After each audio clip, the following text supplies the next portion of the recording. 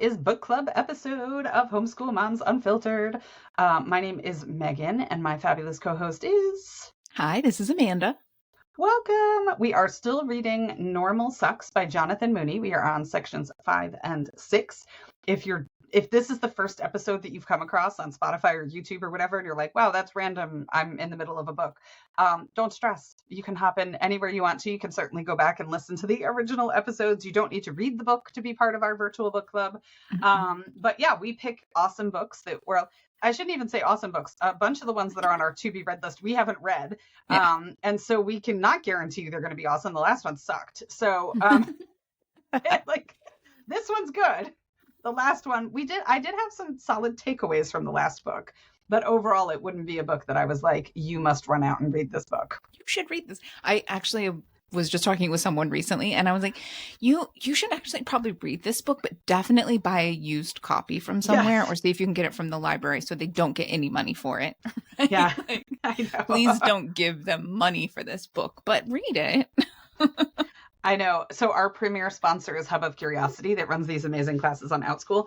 And they're doing a class this fall that involves The Boy in the Striped Pajamas, which is kind of this like staple Holocaust education book, but it's horrendous. And it's been denounced by like every Holocaust organization. And I looked at the class description and it literally says, please do not buy the book new, right? Get it from the library or buy it used. Do not support this. But their main goal in reading it is to point out the historical inaccuracies. So it's going to be a lesson in kind of like, taking something at face value, but then researching it and finding the myths or the fallacies or the historical inaccuracies and what danger is represented in that, right? I think sometimes there's this thing like, well, it's historical fiction. Authors have liberty. And it's like, liberty is one thing. Rewriting history is another thing, right? And I think when you border on something like, Holocaust denial or, saying that slavery was a good thing for the people involved, like all of that, right? Exactly. Can we just look at my cup for today? This is like the perfect segue into Amanda's teacup today. It's made in the USA and it has a picture of Barack Obama. And then on the back, it actually has a picture of his birth certificate, his US birth certificate. So, oh my gosh, I love that. So yeah, rewriting history, denying obvious things because it fits your narrative. Not ideal. We do not support here. Exactly. Yeah. Actual facts are good things, especially when there's a paper trail associated with it. It's unbelievable, right? So yeah, I wouldn't necessarily buy the previous book. We read John Holt's Teach Your Own, and there was some valid, I did just quote it in our last episode, like something that was in there. But yeah, it was not our favorite book. So I can't promise you that some of the ones on our to be read list aren't going to be really awful either. But this one's good. So that's been positive. That's been a nice change after the last book. If you'd like to read Normal Sucks, we are giving away a copy. So you can, there's a link in our podcast description. So if you're on Spotify, iTunes, whatever, it should be there for you in the description. You can go and enter. You have until July 20th. It might be the 21st, but I forget. So let's just go with the 20th to be on the safe side. Thank you. And so go ahead and enter. It's an amazing book. We think you'll like it. And yeah, we would love to give you a copy. So go ahead and enter. That would be awesome. But today we're going to be talking about chapters 5 and 6. Chapter 5 is titled Act Normal, which is pretty awesome. There's a quote on the chapter header for chapter 5 here that says, it's a Van Gogh quote, and it says, normality is a paved road. It's comfortable to walk, but no flowers grow on it. And I love that, which is pretty awesome. So you actually have it. I thought that this section was interesting, right? So we've talked about this before. Megan and I share a Google Doc where we put our notes and we kind of keep we share things back and forth on the Google Doc. And so in typing up my notes, it was pretty clear we have a few things in common, but we took really different things out of these two sections today. So I'm interested to hear what we have to say. You actually have some things kind of in the beginning, and my notes didn't start until page 113. So what do you have early in section 5? I did. I mean, I loved the quote. I mean, it wasn't a super deep thought, but I just wanted to share this quote on page 107 that says, normal must be resisted if you are ever going to live your life as who you are fully in all your complexity. And we had played a video when we did an episode a while back called Why Are Homeschoolers Called Weird? And we played a short video by J.P. Sears. We are not speaking of taking facts and presenting them as your own narrative, right? Okay. So we are not saying we love everything JP Sears has ever said, but he did have this one thing where he talks about normality being kind of the death of originality, and the fact that in order to kind of fit in society, you have to rub away your raw edges and the things that make you awesome and the things that make you unique. And so I just liked that quote there because it was kind of a kind of like an exclamation point on that thought that we had in that previous video. And then on page 108, I had made a note that talked about, there's a line here that there's a bit of a story here about having people act normal, right? Don't stand out, don't draw attention to yourself, act normal, do what's expected in this particular situation, etc. And I highlighted the section that said, and I wonder if we truly understand what it does to a human being to tell them to pretend to be someone or something they are not, and how this demand requires people to repress, efface, and cover up who they really are. And so I was at a homeschool conference over the weekend, and I talked about why we should all better understand neurodivergence. It was a whole topic.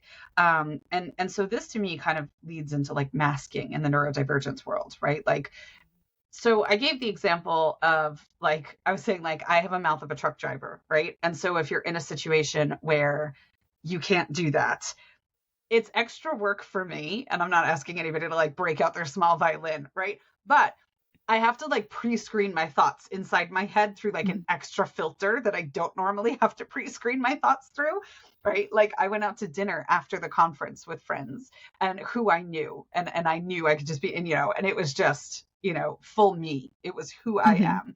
But then when I'm having a conversation at the conference and I don't know this person from a hole in the wall, and it's like, I have to like pre-filter my thoughts and make sure I don't be like, that's fucked up. I can't do that with people that I don't know.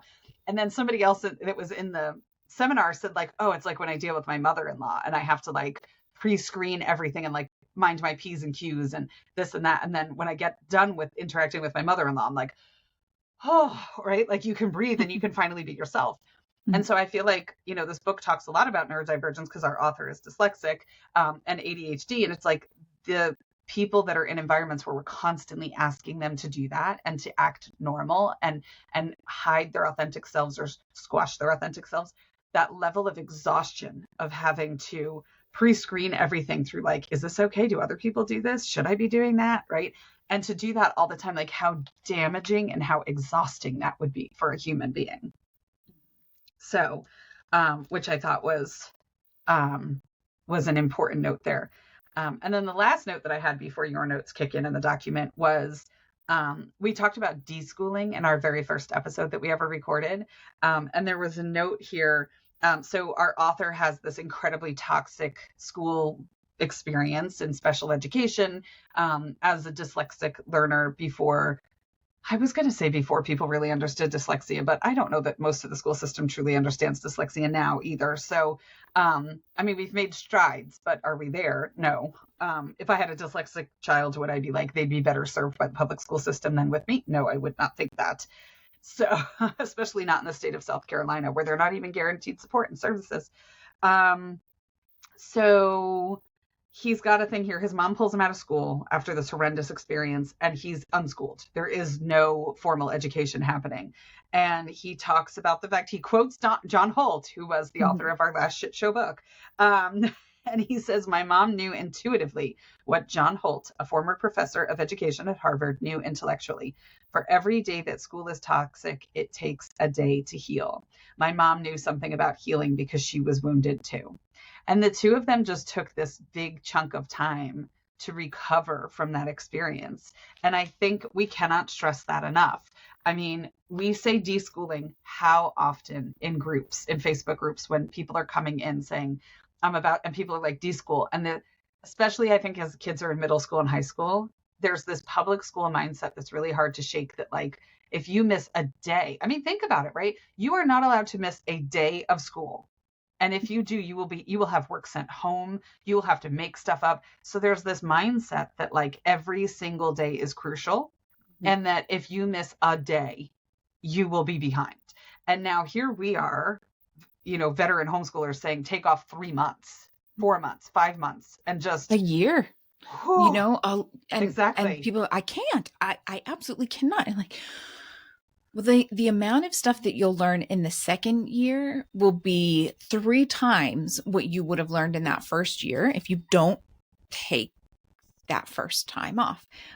But to that end, I have actually found that in a lot of cases, I've stopped even using the word deschooling because I feel like so many people are resistant. Deschooling gets thrown around so often, and it's like, well, I can't deschool.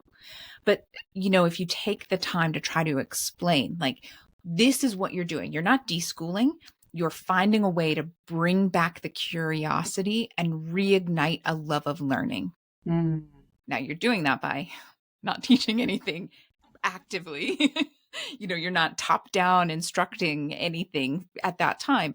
But the important thing is you're finding a way to bring back the curiosity and reignite the love of learning. And if you just spend as much time as you need getting back to that point, then when you do actually dive back in, they're going to learn so much more. They're going to retain so much more, right? This is another one of those things. We can point to the research, but it's also common sense. Yeah. And if you give them time to heal and they're open to learning and receptive, otherwise you're just going to bang your head against the wall and you're going to be doing the thing. You're going to be instructing and schooling and all that, but it's going to be the most futile effort ever. Mm-hmm. And so I think it's interesting, like we both come to homeschooling from a different place. Like you didn't have a trauma school kid, right? You had a happy learner.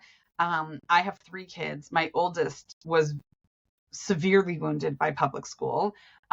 Despite, I will always add the disclaimer, despite having amazing teachers, his first grade year and second grade year, and he's 16 now, so this is going back some time. But my second kiddo was happy in school. She was as happy as a little clam for the most part.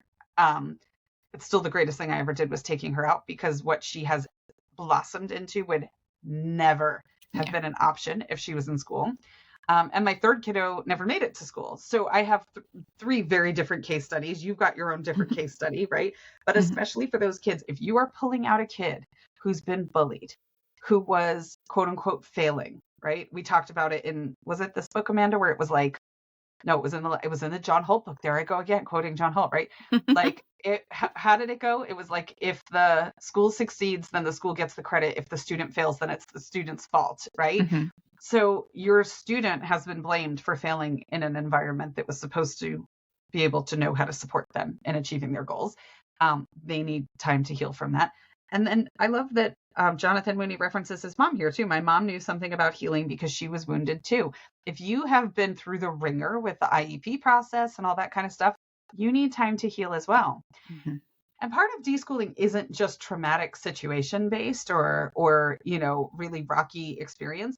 Part of it is deprogramming our thoughts, right? We have more of that than our kids do because we've been around longer, of what education is, what school's supposed to look like, what the path to success looks like, all of that. And to really take that time off to listen to amazing podcasts like ours and read books and find other homeschool parents and go to mom's night out and do all these things and immerse yourself in that world to start dismantling that really systematically programmed thought process about what school is. Yeah. Because that's the problem, right? What we have been taught that what learning is equals school and public school instruction. And that's what we're trying to break free of. Learning does not equal public school instruction. It can, if that's where you are and you're happy to stay there. I'm not entirely sure why you're listening to our podcast, but by all means, stay there. But if you're not, don't flatter the public school system very often here. Right? I mean, we're kind of called homeschool moms unfiltered. So I'm not 100% sure why you're chilling with us every week, but you're welcome. You're welcome. We're happy to have you here. Yeah. But that thing, it is not a 1-to-1 equation, and breaking free from that mentality and finding what works is, it's gold, right? And if we could bottle it and sell it, we'd be millionaires. We wouldn't be making a podcast and hoping that someday it brings in some money, but exactly. I wouldn't complain. That would be pretty awesome. And how much easier would it make people's lives, right? Kids and parents and all. Oh my gosh, wouldn't that be amazing? Mm-hmm. That would be pretty awesome. Yeah. So those were kind of my early thoughts in the early part of the chapter, just some of the things that jumped out at me. And then some of the stuff you jotted down did not jump out for me. So what were your thoughts? Yeah. So after that, he moves into a story. He's talking about how he plays soccer. And starting in middle school, he's playing soccer for the school team. It might have been club soccer.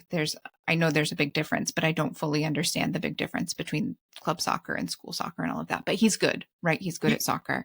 I And was he's like, telling you have a us, kid who plays golf, and I have kids who play Pokemon. So like, this is not our world. yeah, right. Not, I don't fully understand it. But there's a quote. He says, the feeling of recognition, of being seen, of success was a drug for me. My mom felt this high too and sought out hit after hit. I don't judge her. Soccer was the way for her to show them all what she knew and they didn't, that I was good and valuable, that we were not just poor white trash.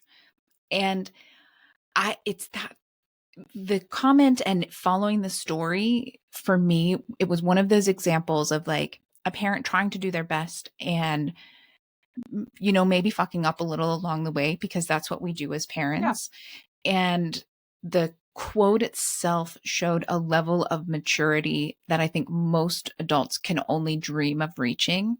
And so it just really hit home for me, that acknowledging and accepting and seeing the essence of where the person was coming from, and appreciating that, even if they, like I said, kind of messed it up along the way. Yeah, that just really struck me from that whole kind of story. All right, heads up, we might have a little choppy editing here. DHL dared to deliver a package, and service dog lost her ever-loving shit. So I'm going to do my best to piece Amanda's two thoughts together during editing, but if there's a wacky hole, it's because Waffles doesn't like people delivering packages. Take it away, Amanda.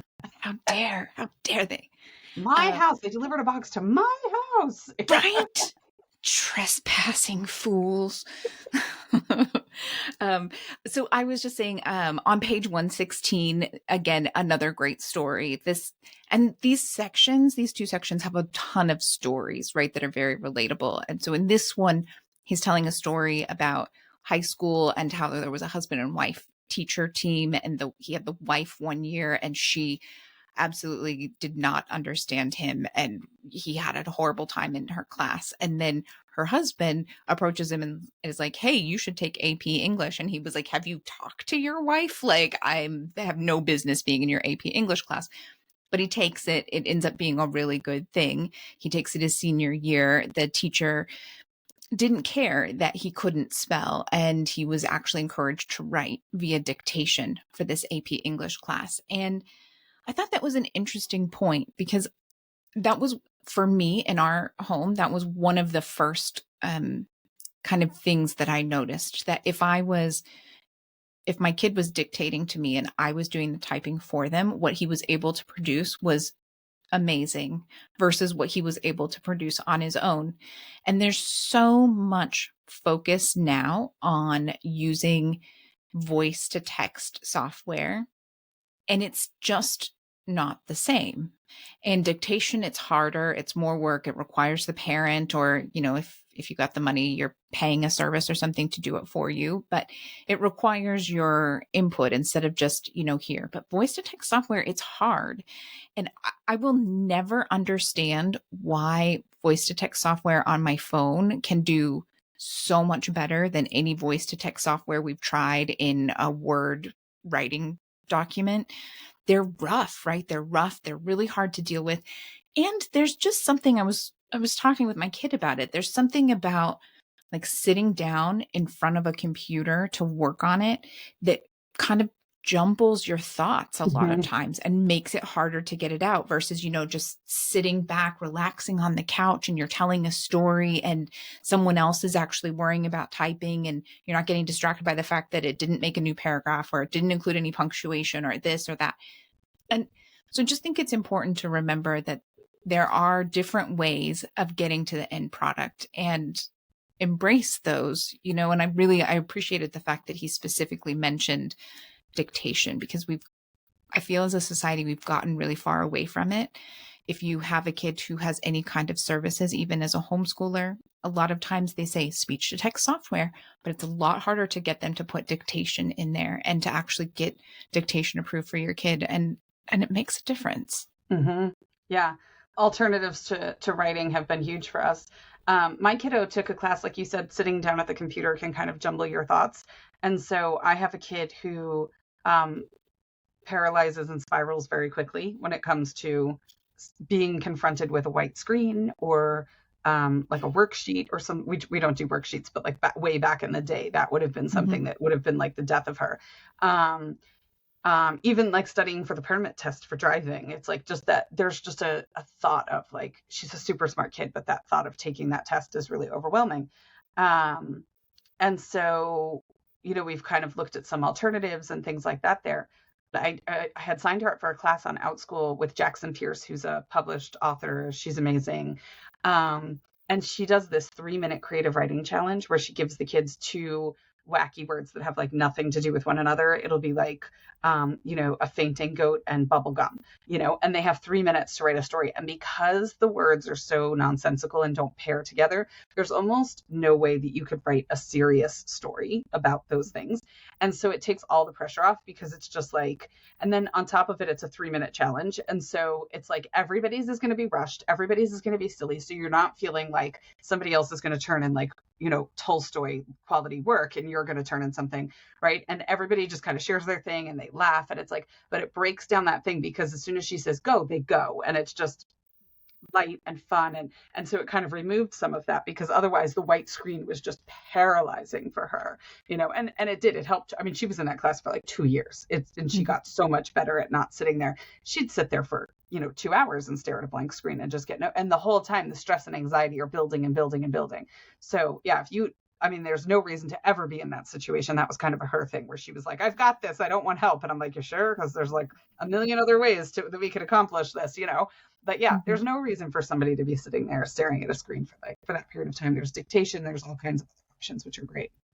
There are. And that story, even in itself, is an excellent example of how some things work for some kids and some things don't for others. I don't think that would work for my learner at all because due to a slow processing speed issue, that 3-minute timeline, that would make his brain go blank. He would be like, I can't think of any words to put between those 2 phrases. Like there's like, there was a goat, he had gum, the end, like. Yeah, exactly. Right. And so we have done funny writing classes that are along those same lines, but I have to be really careful to keep in mind the limitations in our own home and find things that don't include such a quick or really any indication of there being a time limit, because for him, it's not the white screen so much in that kind of a case as just a time limit. There's a time limit. Oh my God, there's a time limit. And like, right. And that's on repeat, and it's not helpful in any way, shape, or form. But we get to pick those things, right? We get to customize that. That's exactly the biggest advantage of homeschooling and different kids need different things and we do that.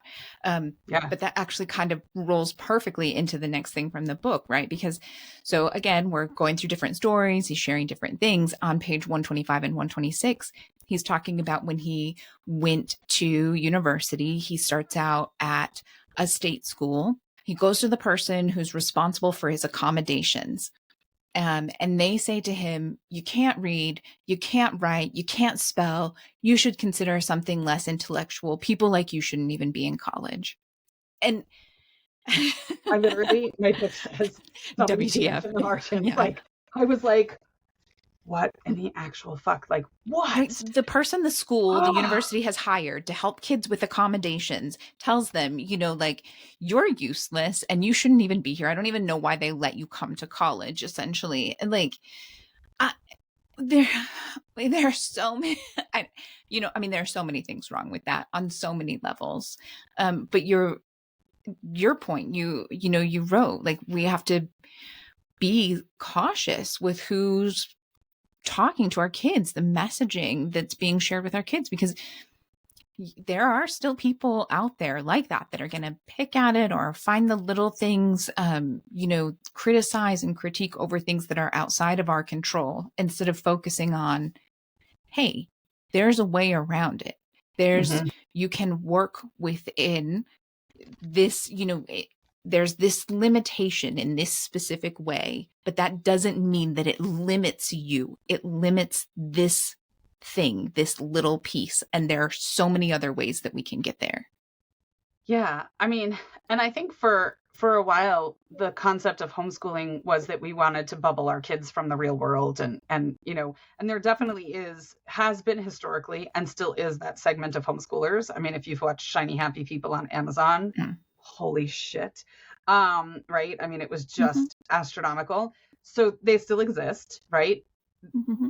My kids are in the world. They're out in the world. All three of my kids vend at farmers markets, and they're in different groups, and two of them go to college and as teenagers, like as high schoolers, and they're in the world. They're not Mm-hmm. bubbles. They're not sheltered.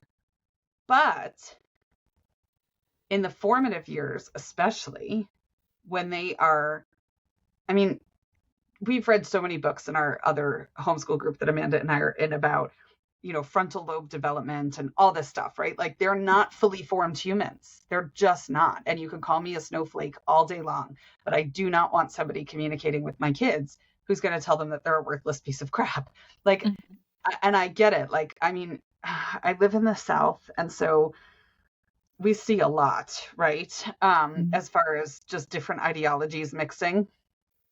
And one of the things I've seen a number of times since we've lived in South Carolina is that t-shirt where it says like your feelings, and then there's a stick figure next to it that looks like it's screwing the words your feelings. And so it's basically like a fuck your feelings message. And I'm like, where is the society did we get so broken that we Yeah. don't care about what other human beings feel anymore? And so I'm like, if you want to throw things at me and call me a snowflake and whatever else, yeah, I do actually care about the things that are said to my kids, the way they feel about themselves. I care about the way we speak to other people and how that makes them feel about themselves. And I actually don't really see that as a weakness, right? Like I think No, that's yeah. what humanity needs. Mm-hmm. And so I like the fact I'm not trying to bubble my kids from the world, but while my kids are figuring out who they are and developing their strong sense of self, I don't want them coming into people who are going to tell them that they're worthless pieces of crap because of Mm-hmm. a diagnosis or a shortcoming or a challenge or a bad day or whatever Mm-hmm. it might be, right?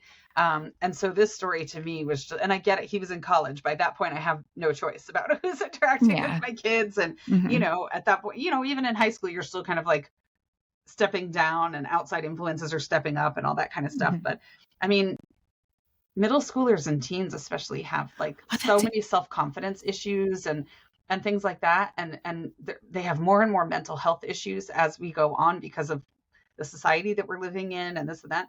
Why would you want to expose your kids to people like this? And if you're interacting with children and speaking to them this way, find yourself a new freaking job. Right? Yeah. Like just far away from Mm-hmm. children and humans in Yeah. general. Right? No, middle school is so hard, right? When we were in middle school, there was so much bullying. There's still so much bullying with social media. It's even worse nowadays. And it's not just middle school, right? It's not confined to middle school. It's happening in fourth and fifth grade and third grade. You hear these stories, and I'm with you. We're not trying to bubble from the real world. We're not trying to hide science, and we're not trying to those sorts of things. But I'm all about avoiding the bullying. Like we there's no need for that level of attack on your mental health. And we find that the groups, the homeschool groups and that kind of stuff, there's just not as much. I mean, of Mm-mm. course, kids are going to be kids. There'll be things, or there'll be little issues here or there. We got together at the park with a friend just the other day, and afterwards the mom said, my kiddo was saying, I really hope that I'm a good friend to my son, um, because I see at school, they're in a regular brick and mortar school, so many kids who say they're friends and then they treat them really badly, or they Oh, say things behind their back that are really hurtful. And I just think that's not a real friend. That's not a good friend. And I hope I'm not like that. I hope he never feels like I'm being that way to him. And I mean, first off, wholly insightful Batman for an yes, I love it. 11-year-old, to be like, I really hope I'm a better friend than the jerks at school. But it's true. There's so much of that going on, and we don't see that. We're not experiencing that any level to anywhere close to that level in the groups that we're self-selecting to participate in. And I feel like a lot of that does come down to that, like, well, as a group, homeschoolers tend to be weird and not normal for all of the reasons that we've talked about in all of our podcasts leading up to now. But it's in a good way. Yeah, exactly. I know, like my daughter has a best friend. They've been best friends for 4 years. They've never had a falling out. They've never had stress. They've never had tension. They just get along. They're kind to each other. They're very different I mean, they have very similar interests, which is why they're a great friendship, right? But, you know, they're 15 and 14 now. So they were, friends starting at 11 and 10. And so at that age, gender might play a role in a friendship a little bit more because you have, I think, a bigger disparity sometimes in certain things. So you had a boy and a girl. They were slightly different ages. They lived in different countries. He goes to school. She doesn't. We have a super loosey-goosey hippie family. He has more of a traditional family structure, right? Like there's so many differences about them, but they have core interests that are the same, which is why they're such good friends. And they just acknowledge one another's differences, respect one another's differences. And it's just a solid friendship, right? Like I've, knock on wood, like never had to deal with friend drama with any of my kids, and it's a much smoother path. And it's not to say it won't happen in the homeschooling world. I mean, we certainly, we're in a larger group of friends, and there is friend drama, and I suspect when dating comes into play and feelings come into play and stuff like that, it'll probably get a little bit different for some people as well, but yeah, it's a very different culture of kids, generally speaking, being kind to one another, which I'm so thankful for. But yeah, I am pretty much as free range parent as you get. And I will still make sure that my kids are sheltered from asshole opinions, right? Like that's just people like you shouldn't even be in college. Yeah, thanks very much. Yeah, Go fuck that yourself. thought process does not fly here, right? Yeah, right. So continuing kind of on from that story, my next quote, he's still talking about being in college and how he used that. On the next page on 127, I had pulled a direct quote from the book. It says, "I used time extensions for exams. This may sound like a small thing, but often in school, it's not how well you know something, or it says how well you know something is secondary to how fast you know it." Mm-hmm. And I mean, that's so true, right? And I was talking before about if your kiddo has not all, but most of the time, if they've been diagnosed with a learning disability, there's going to be either a working memory or a processing speed delay there in that mix. And it's gonna come up in this when they're put on the spot. They have to be able to, blurt something out super fast. They're going to struggle with that. And there's not going to be an understanding most of the time. Sometimes you'll have someone great who gets it, but there's not going to be an understanding of the fact that, like, well, if you just slow down and, let them come back to them, or let them know that you're going to ask this, but don't put them on the spot and get back to it, they'll be able to give you that information. But when it's timed and it's on the spot and it's right now, like, that's not going to give you the best of the vast majority of people. Very few people do their best when they're put on the spot. Yeah. Yeah, it's so true. Right. Yeah, I actually, from exactly where you left out on your quote, secondary to how fast you know it, I like the fact that he continued. He said, "There is no justification for this. We should not be educating a generation of Jeopardy contestants." Right. Mm-hmm. Like, it goes back to the value. Like, what is the value of being able to say, like, I can recall random facts on a moment's notice? Like, great, super happy for you. Right. Like, yeah. There's not a huge maybe there's a handful of careers where that's super essential, and that's great. If you're really good at it, then you'll probably naturally incline towards those things. If you're Mm-hmm. not good at that, you probably won't naturally incline towards those things, and that's okay too. Yeah, absolutely. Yeah. So this chapter, it wraps up with him deciding that he's going to drop soccer so that he can take a summer job opportunity. And he consulted a soccer coach who was a mentor, and they're kind of like, look, you are not soccer, you are more than soccer. And if you have to let soccer go to explore that, go for it. And so he's exploring that, he's doing that, and then he decides to transfer schools. And at this point, he introduces us to Brown and what led him there. And we go on from there, right? But this was actually my first introduction. I didn't know much about Brown. Were you familiar with Brown before this? No, this was Yeah. not. I mean, I knew it was an Ivy League school, and I would have lumped it in with all the other Ivies, right? And in Mm-hmm. reality, we learned from the book, and then also from our interview that we've conducted with Jonathan, which will air when we finish our discussion of the book, how completely different Brown is from not just the Yeah. other Ivy League schools, but most four-year institutions. It was completely amazing to hear about his experience there. Yeah. Totally. Okay, so that brings us to section 6. What was the title of section 6? Do you remember? I don't have it handy. Hold on, I've got it here. No, normal people suck. Yeah. Yeah, there you go. Right there in the title. So I have the first quote in this section right off the bat on page 135 and 136. I'm going to read the quote and paraphrase a little here and there. But this really struck me. It says, "What is a disability? Who are the disabled? And am I one of them? It's a category, of course, that is just one of many substrata of the normal and not normal hierarchy. It's a category that can become a person's identity and has the power to shape one's life. Are these categories real? Of course not. And also, of course, they are. Both can be true. The categories of abnormality, like disability, are not real like air, but real like taxes or money."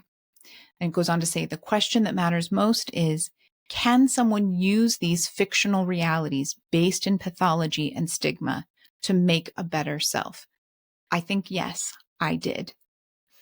And that really struck for me because on a personal note, right, I've kind of mentioned this before and shared, but I am disabled, and there's it's complicated. It's complicated to get to the point where you can acknowledge it and then go beyond acknowledging it, but embracing it. And I feel like you can't truly start advocating until you embrace it. It's a label, and it's a weird label to be embracing. And the language around that is complicated, and there are a lot of complicated personal feelings. But again, I feel like he said, can you embrace all that comes with that in a way to make a better self? And I think you can, but I think it takes a lot of hard work. Mm-hmm. And it's not a smooth, easy pace. I know even for me personally, I went to a happy hour earlier this week, and someone asked me what I did for work. And I was like, well, I do a lot of little things here and there, but technically I'm disabled and I can't work a full-time job. And she was like, oh, no, you're not. That thing of like, I mean, I suppose in some ways it's, it's like, it's nice that like, oh, I guess, I don't look disabled, I don't look disabled enough. But then that brings in this whole other, like, you're advocating for people. Like, disability doesn't have to be written on your forehead. There are lots of ways to be disabled that is not obvious to everyone, and that constantly having to advocate for yourself. Like, no, actually, I worked with my medical providers, and, like, we came to this decision together. Like, I didn't randomly decide to label myself with this, or, like, it's my persona that I slipped on for happy hour this week. Yeah, Right? I thought it would be fun to tell everyone that I'm disabled, but yet I still have a life. Like, it's complicated and it's hard. And, even when you embrace it, you still have these moments where you're like, yeah, No. Yep. I mean, so I can't remember if it was in this episode or in our previous episode, but I mentioned that over the weekend, I spoke at a homeschool conference about the power of better understanding neurodivergence as a society as a whole. And literally, my final slide of the presentation has two facts on it. It's like, if you take nothing away from this, take this. Number one, be kind, right? Like, you don't need to know someone's entire life history to know that kindness is always the best route, right? You don't need the details of how you became disabled, how it affects you on a daily life. Just be kind, right? And then the second one is, and this, again, it's a presentation on neurodivergence, but you could apply that to someone's gender identity, their medical, their disability status, whatever, right? And it is always trust that that person understands their whatever better than you do. They understand their neurodivergence, their disability, their gender identity, whatever it is. They know it. So when they tell you what it is, just believe them and be kind. Just trust them and be Right. kind. Yeah. Like, Don't offer an essential oil or tell them to work harder, or, like, yeah. just trust that they're working with people and they know what they're, like, they know, and you can just accept and let it go. Right. Yeah. Like, Exactly. Yeah. So it does, it makes it tough. But yeah, and so it's like in the world that we live in, you have to really have the diagnosis. You have to have the label in order to get anywhere. And I was reading a post just this morning. It happens all the time. Is it going to help or hurt my kid to get a diagnosis?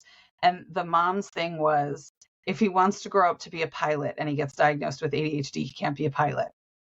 Okay. That's one of about 70 trillion career options. Like, and really, do you want somebody who potentially needs, support for their ADHD flying your plane? Like, you know what I mean? Like, doesn't that seem like me? There is a thing. So, and I Googled it and I kind of went down a deep dive. And so it says, typically speaking, from what I read online, and of course, it seemed like a valid website, but you never know. People who take stimulant meds are excluded from being pilots, which is interesting to me because I'd rather have a pilot who's got diagnosed ADHD and is on stimulant meds than an undiagnosed pilot who has ADHD. Like my kid, there's a whole thing. Were you a Ted Lasso fan, Amanda? Did you ever watch that show? I watched some of it. Yeah. Love that show. So there's a whole thing about like being a goldfish, because goldfish have the shortest memories. So my ADHD kiddo jokes that he is, all three of my kids have ADHD, but I have one kid who's like super neurospicy. He jokes that he is a goldfish with amnesia. So not only does he have the shortest memory of any living creature, but then also he has amnesia on top of it. Like, he has zero working memory whatsoever for things that matter to him, don't matter to him, like zero working memory. His ADHD pills are, I mean, it's night and day, night and freaking day, and I'm like, so do I want a goldfish with amnesia flying the plane because they were afraid of getting a label? Like, that's a societal thing, right? But at the same time, it's not a reason to not diagnose your child. And Jonathan Mooney talks in the book about, like, people who don't get diagnoses will diagnose themselves. I think it's in this section, right? Stupid, crazy, and lazy. Like, they'll come up with all sorts of labels for themselves because they feel so different. Society will come up with labels for them based upon the way they interact in society and their productivity in society. And mind you, their productivity in society might not be amazing because they're operating with no support structure whatsoever because they don't have a diagnosis. And so, yeah, diagnose the kid, right? The answer is pretty much always diagnose. I can't really think of a scenario where the answer would not be diagnose the kid, but I don't like to speak in absolutes. So, but yeah, diagnose the kid. Right? Yeah. No, absolutely. Yeah.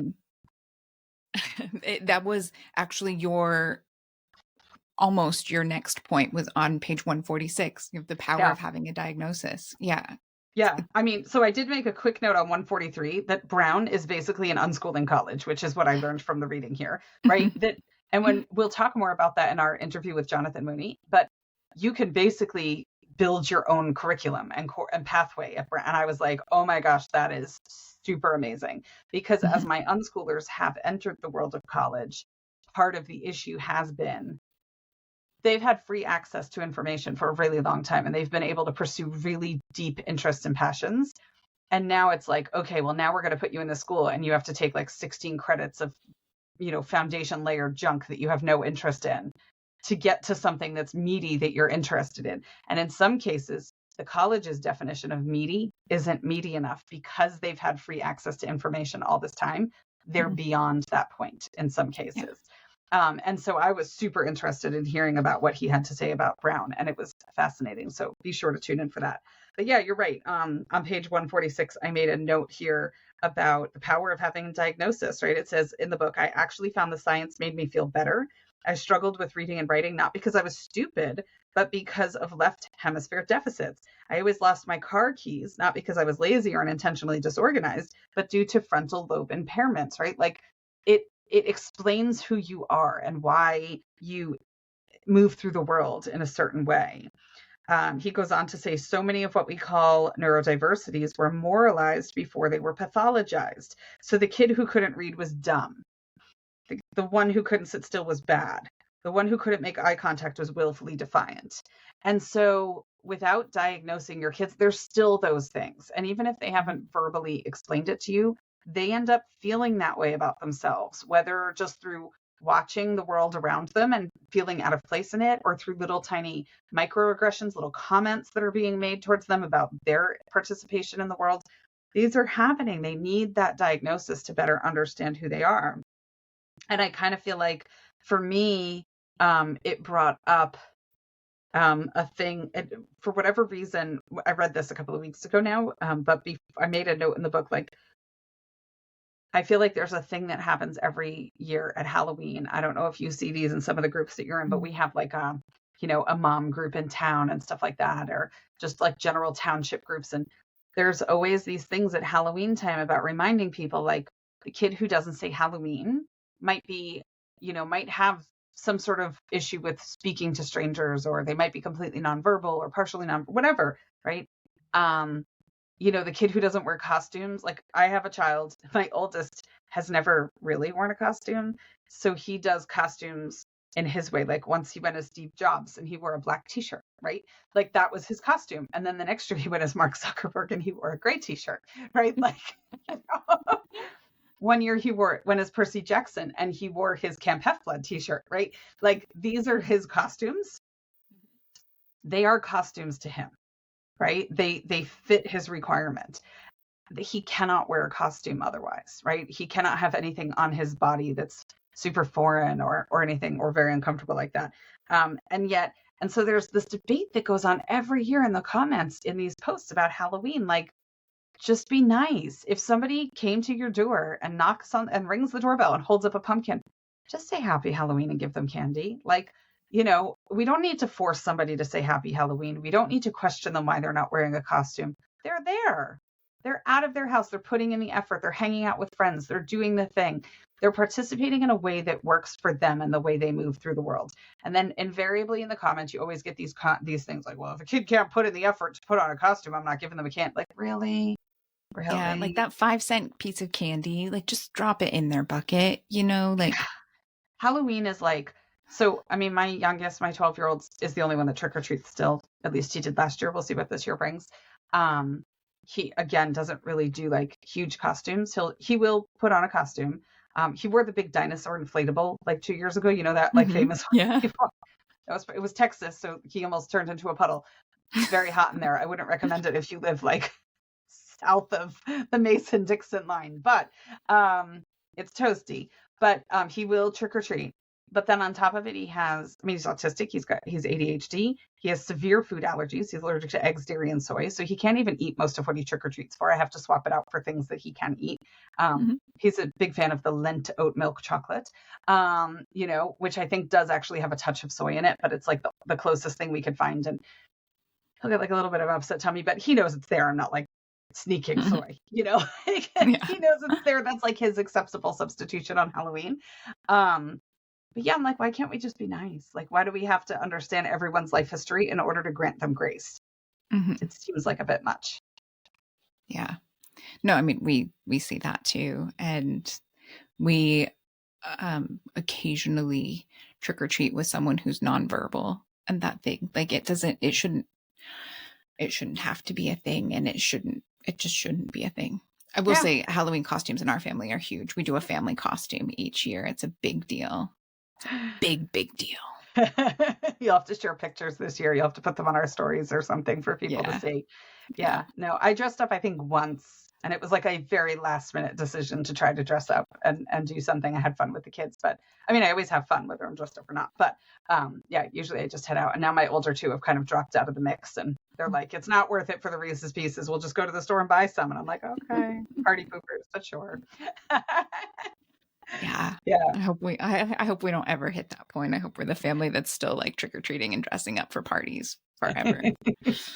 I like it. What you got next?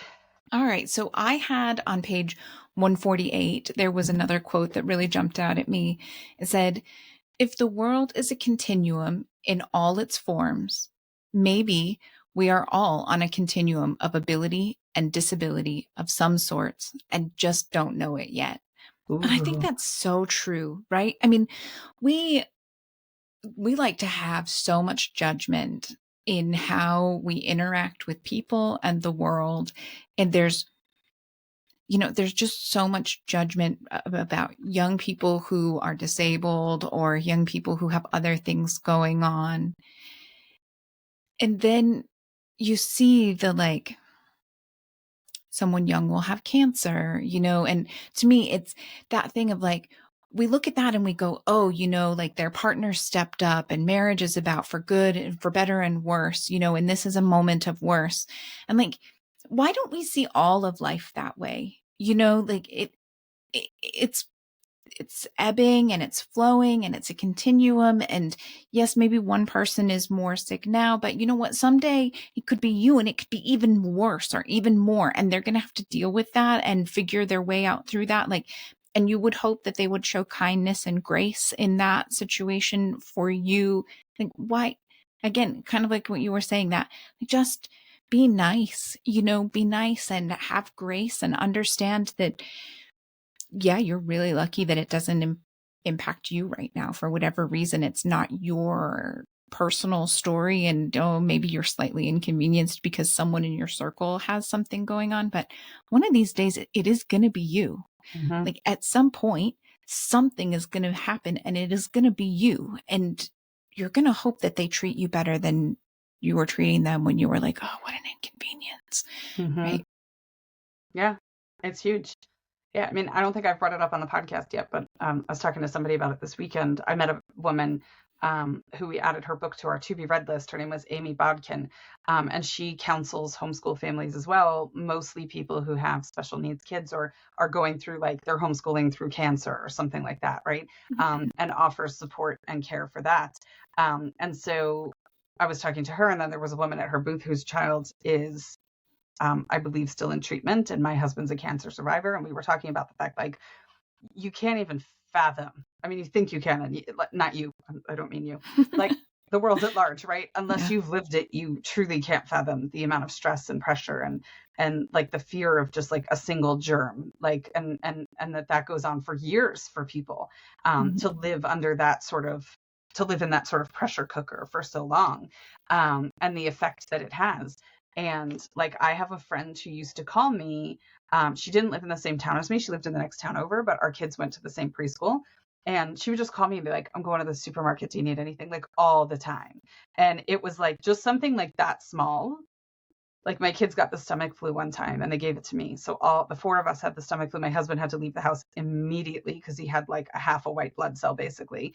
And so I'm there like, so sick. Like it hurt to lay down on a mattress. I was in so much pain, like just that level of sick. And like every day she would check, like, and when we got to the point where we could like maybe keep down like some electrolytes, she would bring, when we got to the point that maybe we could keep down crackers, she brought those. She would just drop them on the porch. She didn't want the plague, but it was like just having somebody like go that, like, that is, the world needs more of that. Like I will never forget that for as long as I live, because there's people that say like, oh, that stinks or whatever, but like she was there, right? She was an amazing person to be in my corner at that time, which was so much recognized and appreciated. Yeah, no, for real. The people who actually walk the walk instead of just talk the talk. Exactly. Huge, right? Yeah. My next note that I loved, are you familiar with those people? They make videos, they're content creators, the Holderness family? Do you know A them? I little. think a Yeah. little bit. Like I don't think I follow them, which is probably terrible to say. I'm sorry if somebody ever forwards this to them. I'm sorry, but like I do catch the stuff, you know. Hmm. And he made a video about renaming ADHD, and what a terrible name ADHD is. And I loved the fact that it came up in this book, right? Like ADHD, there's no deficit of attention with ADHD. It's the way that attention is funneled through Mm. ADHD, right? Like they can hyper focus like nobody's business. I mean, if you need something really sorted out, like some big problem, and it's like, we need you to get to the bottom of this, they will get to the bottom of that and then also solve like 4 ancillary problems at the same time because they're down the same rabbit hole, right? So, yeah, it's like, and I feel like it's one of those things where it's like another name of like another situation of like lousy naming and it just gets stuck, right? Mm. So I like it reminds me of like global warming, right? Like so Al Gore, I think might have been like one of the early people that coined global warming. And now we use the term climate change. Well, every freaking time there's a big snowstorm, like on Fox News, they're like, so much for global Global warming. warming. It's snowing out. And I'm like, oh, for fuck's sake, right? Like, you know, like, and so I feel like Yeah. sometimes we get stuck with these like poor names for things that really don't describe the thing, kind of like homeschooling, right? We don't school at home, we school in the world, right? Our kids Yeah. are out and about and all that kind of stuff. And so it's like sometimes the name like kind of sets us up for more hurdles than even need to be there. And I feel like Mhm. ADHD is one of those things. So I just kind of liked that existed there. Yeah. Yeah. So, um, again, I had kind of mentioned that there are just a bunch of stories. There are a ton of stories sprinkled throughout these chapters and this entire book. And so for me, my next after that was he kind of launches into a story about a mentorship program that they created while they were students at Brown. And um, it's another great example of his storytelling style and how funny it is and how, I mean, it really pulls you along and you're like, you're waiting for what's going to happen. And at one point he thinks it's going to be bad. So he throws his friend under the bus and then he's like, oh, never mind. They're my great friend because it's not bad. But so just kind of one of those things. If you're just skimming this book and you're not paying extra attention to everything, which is totally fine. I read that way sometimes too. I really encourage you to slow down and go back to page 156 to 157 and read the story. Take a few extra minutes to read the story about Brent and Jimmy. It's a great story. It's heartwarming, and it's also it's a poignant example of what we're trying to get across here in everything we're talking about. Yeah, I highlighted on the bottom of 157, which is where that is. For the first time in Jimmy's life, he had been told that he wasn't broken, he wasn't the problem, and that helped him get out of bed and face a world that wasn't made for him. And I thought, Right. like, how difficult was his? I mean, you could read that one of two ways. You can read that and be like, that's wonderful for him. But then when you read it and you think about the number of days that he faced the world feeling like he wasn't even a part of it, Mm-hmm. it's so utterly and completely heartbreaking. It's devastating. That's it. I cried. I had tears in my eyes with that because I felt both of those things, right? Yeah. Like that amazing, like he finally had someone in his corner who wasn't saying you shouldn't even be in college, you're so stupid, like um and the fact that he had enough of that shit experience to like Beforehand. for one single positive experience to be enough to like completely change his outlook on life and his willingness to go on. Like I mean, I think you have a heart of stone if that doesn't Yeah. make you at least a little verklempt, right? Yeah. No, I totally agree. And then, oh, sorry, my alarm is going off on my phone there. There's always something to be done, right? If the alarms Yeah. don't ring, it doesn't happen in my house. Like it Mm-hmm. has to go. Oh, yeah, we live by alarms and Alexa reminders. We use a Yes. lot of Alexa prompts. I don't have to nag anymore because Alexa Yeah. nags for me. It's amazing. It's great. She's amazing. I love that. So we both have the same closing note for the week on page 160, which is the very last page of this section. But I highlighted a section here that says, I want you to know that I did not and do not have a disability, as it is common to say, but experienced disability in environments that could not accommodate and embrace my differences. What disabled me was the way that my differences were treated in an environment that was hostile to some bodies and brains and not to others. Ability, disability, and abnormality are not facts in the world, but social constructs we create as a society. And I loved that. Yeah. So I haven't, it was a little bit more complicated for me, my reaction to that. And so my note says, ooh, specifically, that I'm not sure I like this distinction of have a disability versus experienced disability in environments that could not accommodate and embrace my differences. Um, and I know that that statement and that entire whole paragraph, it goes on to explain it more in depth. It comes from a good place, right? And I know that and I understand that, which is why I feel like it's just a little complicated. And I shared that a little earlier. I was talking about, I am disabled and I don't look it and it's not obvious on the surface. And I'm constantly having to fight back on people who are like, well, no, you're fine. You're fine. You can work. And I'll never forget, the first time I was sitting with my doctor and she looked at me and said, you do realize that you're never going to be able to have a full-time job and work a full-time job again unless something very, very drastic changes. You are incapable of working a full-time job. And I mean, it felt like the floor fell out from underneath me, like that's in our society and the social construct that we have, like having someone tell you that, I was in my 30s and I had been dealing with these things for a long time, but like actually having that just put there, and having to address that and work through what that means for the rest of your life, right? I mean, you're not even halfway through your life in your 30s and it's complicated, right? And so it's, for me, it's a very long discussion and we don't have time to have to spend those hours talking through that and what that means and what that looks like. But I just want to make a note. If you're following along or if you're reading along with us and you read that and it made you feel a little uncomfortable because you weren't sure, I just want you to know you're not alone, right? If it doesn't sit well with you and you have a lot of thoughts and a lot of feelings on that, you aren't alone in those thoughts and feelings, and that's okay, right? There's for people who are personally impacted by this, you are allowed to have a lot of thoughts and feelings and to not 100% align with some of these things that are being said. Yeah, I can completely understand that. I think the reason that I liked it was because of the debate that goes on right now with first person language when it comes to like a person with autism, a person who has autism, a person who is autistic, right? Like that thing. And we were talking about it. Like I met somebody over the weekend and I was like, you're not a woman with black. You're a black woman. That is your identity. That is a part of who you are, right? It's not something you like add on for the day or like toss in your purse and carry along with you.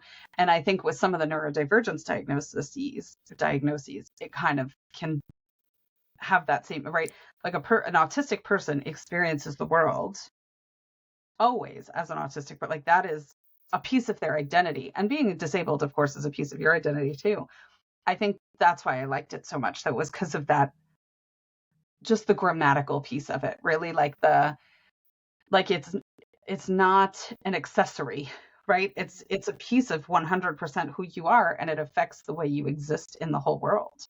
And so we took, which I get is part of what you're saying also, but it affects us both differently probably. So that's why I loved it, and it made you have some.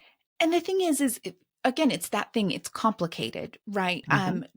Just a couple weeks ago, I was at an event and I was talking with another homeschool mom, and something was said, and I said, well, my kiddo does have a learning disability, which makes that a little different for us. And she was like, no, he doesn't have a learning disability. He has a learning difference. And I was like,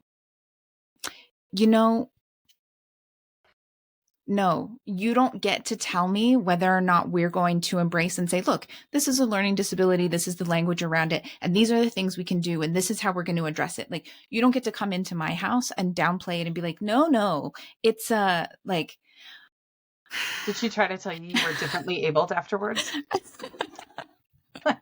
I mean, basically, there was a whole lot of other stuff wrong in that conversation. But so it's that thing, like it is about the language. And I understand that in this context, it's a positive thing. I feel in the bigger context and the bigger conversation, it can get a little bit more complicated and a little bit more difficult. And how you embrace that and how you, the language is complicated, and you're right, it's changing. And there are people who are like, this is first person language. No, that's not first person language. This is, and this is how I want. Well, that's not how you're supposed to want to be referred to. Like, well, you don't get to tell me how I want to refer to myself and how I want to live this experience. Right. Exactly. Like, it's, because even I talked about it over the weekend at the presentation that I gave, like even the term Asperger's, right? So Asperger's has been removed from the medical catalog because he was a giant freaking Nazi. And so we don't use that term anymore. But there's plenty of people who grew up as Aspies, right? That's their identity. And they're like, you can't just tell me from one day to the next that, which also has like a nice hint of autism to it, right? Like, you can't just tell me from one day to the next that my identity has changed.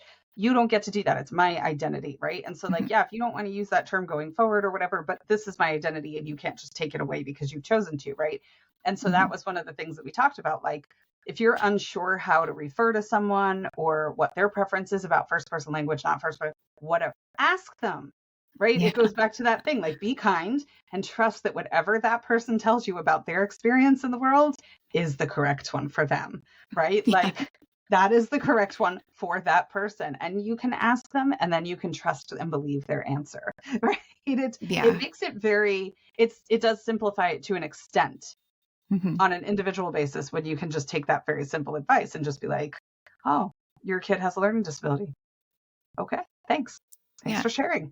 Right? I don't need to fix it. I don't need to offer you advice. I don't need to correct you. I don't need to do any of those things. It's just like, noted. Thanks for sharing a piece of your, day to day with me. Yeah, that thing. Yeah. Thank you for like being that vulnerable, and because it's that you never know where someone is on their journey with being able to share. Yeah. Where, because normal, not normal, abnormal, weird, whatever it is, it's a vulnerability, right?